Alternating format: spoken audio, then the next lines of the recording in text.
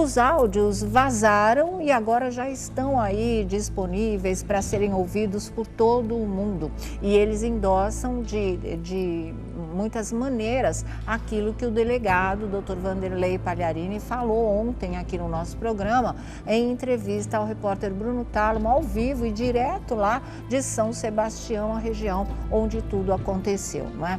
O que é isso? Um dos áudios, o Laurindo, que é uma das pessoas citadas e que deu o depoimento que levou o delegado a pedir o indiciamento do Jorge Sestini, o marido da Caroline Bittencourt, responsabilizando pelo acidente de uma maneira homicídio culposo, ou seja, sem a intenção de matar, mas tinha responsabilidade porque as medidas de segurança não foram tomadas e houve esses dois avisos. O primeiro teve resposta do Jorge Sestini, o segundo não teve mais, o que leva a polícia a acreditar, claro, não é, que a tragédia já tinha acontecido quando eles avisaram de uma maneira mais firme ainda de que tinha começado a tempestade, de que a coisa já estava muito séria e muito grave, que era para ele voltar. Já não teve mais resposta, porque provavelmente ela já tinha se afogado, ele já estava no oceano e o barco estava à deriva. Esses dois áudios estão embasando o indiciamento do Jorge Sestini pelo Dr. Vanderlei Pagliarini. E é isso que também agora está repercutindo, porque desde ontem, aliás, desde anteontem, não é, quando veio à tona no final da tarde que a polícia tinha pedido sim o indiciamento do marido da Caroline por homicídio culposo, porque ele teria a responsabilidade sobre a tragédia, embora não houvesse a intenção de matar, as opiniões se dividiram. Ontem a gente conversando ao vivo aqui com o delegado, ele não ficou muito satisfeito com as perguntas, na verdade, mas eu quis saber dele, por quê, não é? O indiciamento, se realmente o Jorge Sestini correu tanto risco de morte quanto ela. Ele salvou por um milagre, né? Aquela coisa que a gente fala aqui. Não chegou a hora dele, porque ele não tinha colete de salva-vidas, mas a embarcação realmente tinha os coletes de salva-vidas. Eles não usaram, mas assim, ele não é responsável por isso sozinho, não é? A Caroline Bittencourt era uma mulher de 37 anos, que não seria obrigada pelo marido a usar um colete de salva-vidas. Ela também sabia o risco que ela estaria correndo, que o colete de salva-vidas seria uma segurança a mais, isso normalmente, independente de tempestade que estava aí para se aproximar. Então, e ele não foi ouvido. O delegado também disse que não há necessidade do Jorge ter sido ouvido para que ele pudesse indiciá-lo, que ele já tinha, conteúdo suficiente para tomar essa decisão. Mas talvez, se ele tivesse sido ouvido pelo delegado, o que não vai acontecer, vai ser só por carta precatória, e ainda nos próximos dias, ele não foi ouvido antes do indiciamento. Se tivesse sido ouvido, talvez não houvesse essa história de homicídio culposo e tudo ficasse entregue por conta da fatalidade de uma tempestade mesmo que pegou a embarcação já no canal, já praticamente em alto mar.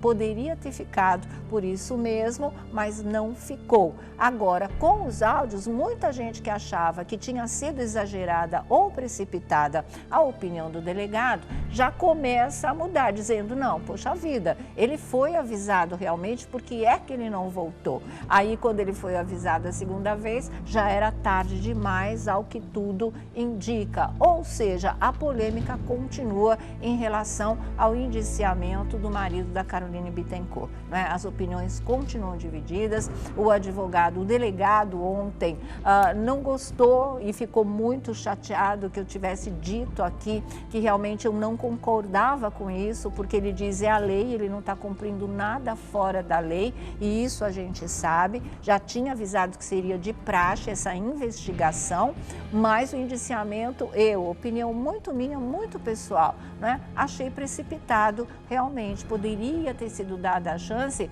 do Sestini dar ao lado dele dessa história, junta tudo, tira-se uma conclusão. Por lei não era necessário, eu poderia dar antes. Ok, mas eu acho que numa história como essa, numa tragédia, a gente tem que ter um lado mais flexível, mais humano, não se ater só só a frieza da lei. A lei tem que ser respeitada, mas se junto com a lei a gente pode, não é, dar uma chance para o ser humano, pelo menos de se explicar, eu acho que isso deveria ter sido feito. Mas é só a minha opinião, isso não desmerece em nada o trabalho do delegado, que realmente foi fiel à lei e a justiça é para todos, não é? E agora ele ainda conta com o apoio à sua decisão desses áudios que só vêm embasá-lo ainda mais e que faz com que as pessoas e muita gente esteja mudando de opinião e não achando mais que tenha sido precipitado. Eu mantenho a minha opinião, mas a gente está vendo uma mudança pelas redes sociais do enfoque dessa tragédia. Então, vamos ouvir os áudios agora. Vamos lá. Fala, Jorge, tudo bom? Dá uma olhadinha aí, se pudesse antecipar, o tempo vai ficar feio. Mandaram um alerta lá de Itaim, o negócio tá feio. O canal por aqui já tá ficando, ali por trás da ilha já tá começando a ficar ruim, tem um cliente que já não tá conseguindo nem voltar, navegar ali. Então fica esperto aí, tá? Um abraço. Valeu, Magrão. Valeu pela preocupação aí, cuidar da gente. Tranquilo, tô aqui no canal já. Devo chegar aí umas 17h30 mais ou menos. Valeu. Tá vendo? Houve o comunicado e houve a resposta do Jorge. Esse comunicado foi feito pelo proprietário da embarcação. A informação consta do depoimento dele, proprietário da Lemar Garagem Náutica, que é o Leonildo de Oliveira. Segundo o delegado, as declarações permitem concluir pela responsabilização criminal do Jorge Sestini, porque ele disse à polícia que orientou na sexta-feira que o Sestini ficasse atento às mudanças climáticas, porque estava previsto um vento a noroeste entre sábado e domingo. E depois houve essa conversa, onde ele avisa que já está para acontecer, onde o Sestini já estava com a Carol, ainda estava mais ou menos tranquilo, pelo que ele fala, né? Ele fala, valeu Magrão, porque esse é o apelido do Lenildo, pela preocupação por cuidar da gente. Tranquilo, eu estou aqui no canal já e devo chegar aí, ou seja, em São Sebastião, 17h30 mais ou menos, valeu. Ou seja, ele não via nenhum risco naquele momento. Ele deu até uma previsão de chegada e tranquilizou o Magrão. Ele já estava no canal, ele não foi feito, não teve nenhum indício de que a ventania já estivesse se aproximando. Ele seguiu viagem e no meio do caminho tudo aconteceu. Vamos para o segundo áudio, onde já não existe mais a resposta. Vamos lá.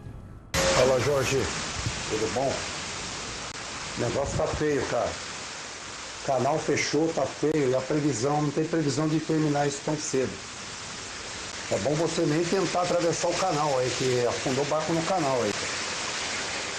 Então é melhor você pernoitar por aí mesmo e amanhã, se o tempo estiver legal, você sai daí, sai mais cedo e vai embora. Entendeu? Porque hoje tá feio o negócio. É melhor você ficar para vir amanhã. A hora que dá uma melhorada aí. Me confirma aí. Um abraço. Daí vocês viram já o barulho da chuva intensa, não é? No fundo da conversa, do comunicado aí do Lenildo, segundo para o Jorge, não houve mais resposta. Mas assim, ele fala para o Jorge, fica por aí mesmo, pernoite, a coisa tá feia, o canal já fechou. Mas antes o Jorge já tinha dito para ele, eu já tô aqui no canal. Quer dizer, ele não teria nem como voltar e nem como seguir em frente, porque na verdade eles foram pegos no meio do trajeto, justamente pela turbulência, pelo vendaval, pelos ventos que poderiam ter chegado até a 150 km por hora. Então, esse aviso do Lenildo, ele já era inútil mesmo. Eu acho que ele tinha esquecido o que o Jorge disse lá no primeiro, porque na resposta do Jorge ele é muito claro, tá tranquilo, já tô aqui no canal, mas 5h30 eu devo chegar por aí. Quando ele avisa, fica por aí mesmo, pernoita por aí, vem amanhã porque a coisa tá feia, como, né? Vai pernoitar no meio do canal, em meio à tempestade? Não seria possível, não era mais possível voltar, porque o canal tinha sido fechado, não era mais, não é, realmente seguir em frente, e a sentença ali, infelizmente, acabou sendo de morte para Caroline Bittencourt, e agora um indiciamento que pode virar um processo que ele pode ter que responder por isso, no meu entender, muito injustamente. Bom, vamos encerrar aqui a nossa primeira página.